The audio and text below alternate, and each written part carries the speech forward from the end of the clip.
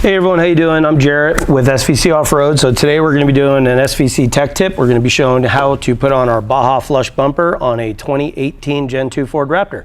So first thing you're going to want to do is remove the skid plate bolts underneath. They're about 1, 2, 3, 4, 5, 6 10mm bolts. So let's get at it. All right, so when you're removing these, the front ones are a 13mm socket and then a 15 on the back two longer ones.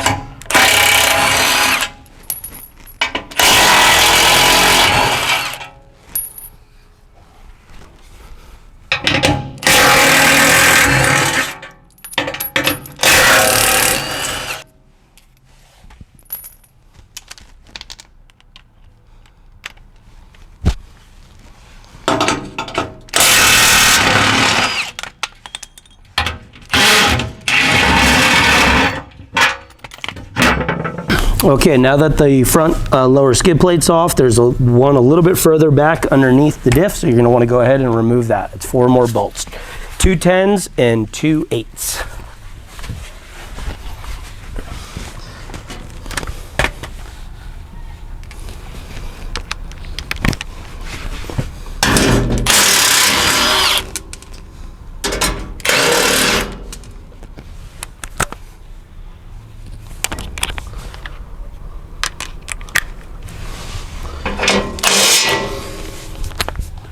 Hope if I grab the right size. There we go.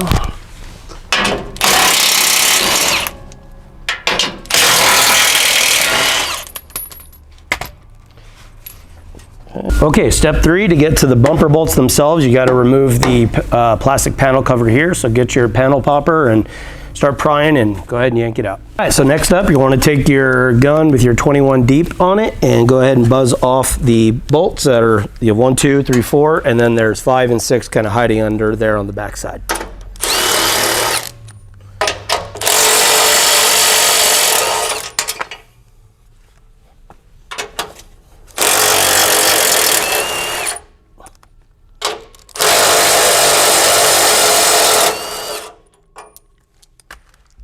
Okay, now those are off. We're going to want to go ahead and get to the ones up underneath on the back side, which are right there.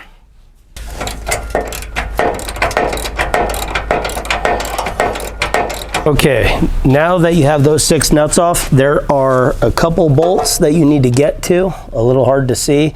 They're little small guys, use an 8mm socket that hold the rods on basically on the end. So that's what's stopping it from coming off.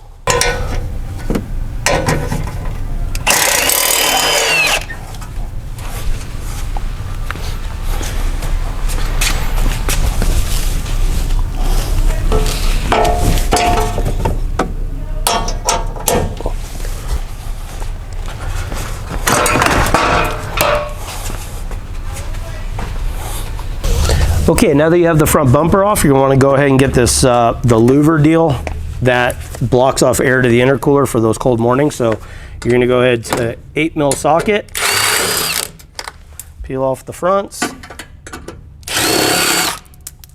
and then you have 2 vertical ones up top here. So you want to get a nice little stubby ratcheting wrench or whatever you can to get in there and get those off.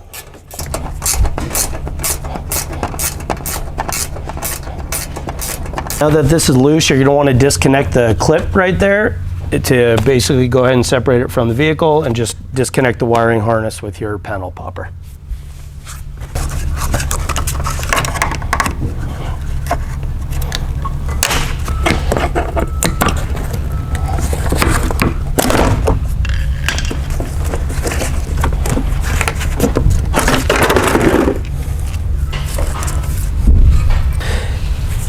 All right, now that that is off the vehicle, you're not going to reuse it, so just get rid of that thing. You don't need to use it. Just go ahead and keep this guy.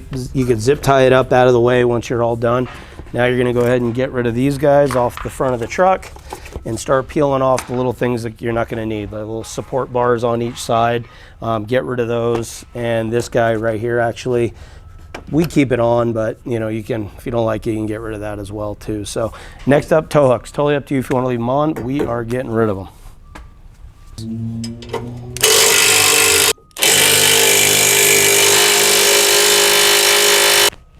And then obviously your support bars underneath. Let's go ahead and get rid of those as well.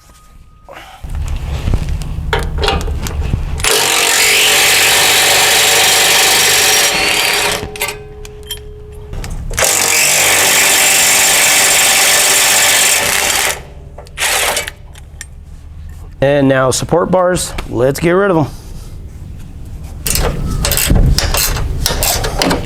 Now that all that is done, we're gonna go ahead and grab the bumper. It really helps if you have a buddy to do this with you, so just to not scratch everything up. It's pretty light, but it just makes aligning it a little bit easier. So Zach's gonna help me here, and we're gonna go ahead and get a couple bolts started. It should be fairly simple. Get one there, one right there, the washers.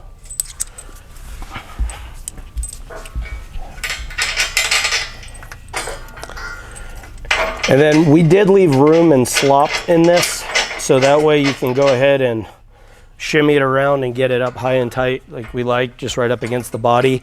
Remember, these are rubber mounted body mounts on these trucks, so it will move. So if you're doing a lot of off-roading, if you want that high and tight look, just keep in mind you might go ahead and kiss the bumper a little bit with the valence, but it's the price we pay to look good. And these are just gonna be 15/16 wrench and socket.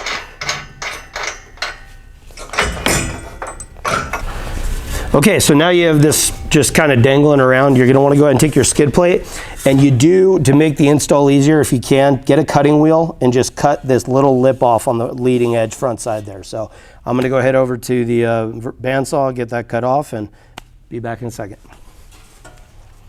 Okay, now that we trimmed our skid plate, we're gonna go ahead and put it back up in reverse order that you took it off in, okay? So, and then another important thing is when you're getting these lined up on the front side, you'll notice the bumper is gonna utilize the same bolts and nutserts. Basically, just keep them loose. So get them started, but keep them loose, and then you're gonna go ahead and move up front here, and you're gonna go ahead and adjust the bumper to where you want it. Okay, so Zach and I were able to get the belly skids in place, still left them loose, and now we're gonna go ahead and adjust our fitting up and down, side to side, and get exactly where we want it. We prefer it nice and tight up against the body line, so it looks good, okay?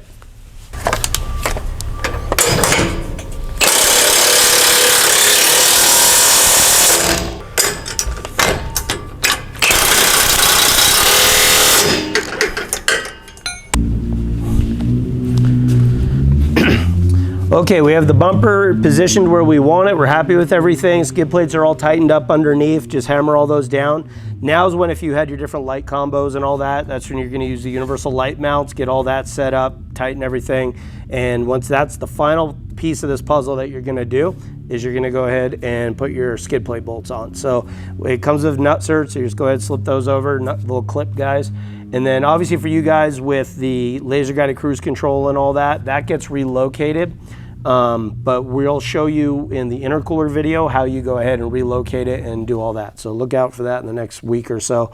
We're just waiting on one tube to show up, and then we're gonna go ahead and throw that in so you guys finally know how to do a step-by-step. So it's really straightforward. Just take your time, get everything pulled off, methodical, just keep everything nice and tidy. And then last but not least, you'll just go ahead, pop your end caps in, and you are all done. So thanks for tuning in, and let us know if you have any questions or comments.